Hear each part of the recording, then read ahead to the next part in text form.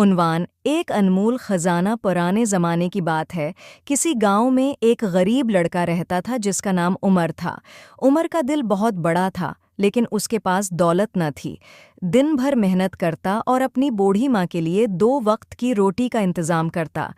एक दिन उमर जंगल से लकड़ियाँ काट कर वापस आ रहा था कि अचानक उसे एक अजीब सी रोशनी दिखाई दी।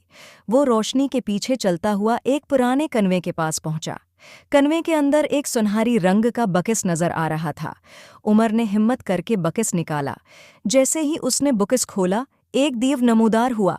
दीव ने कहा, तुमने मुझे आज़ाद किया है, मैं तुम्हें 3 ख्वाहिशात पूरी करने का मौका देता हूँ। उमर पहले तो घबरा गया, लेकिन फिर सोचा कि ये मौका किस्मत से मिला है। उसने कहा, मेरी पहली ख्वाहिश है कि मेरी माँ हमेशा सेहतमंद रहे। दीव ने कहा, ये लो, तुम्हारी माँ अब कभी बीमार नहीं होगी। दूसरी ख्वाहिश के बारे में उम्र ने सोचा और कहा, मैं चाहता हूँ कि मेरा गांव खुशहाल हो जाए। दीव ने कहा, ठीक है, अब तुम्हारे गांव में किसी को भौक या गर्बत नहीं होगी।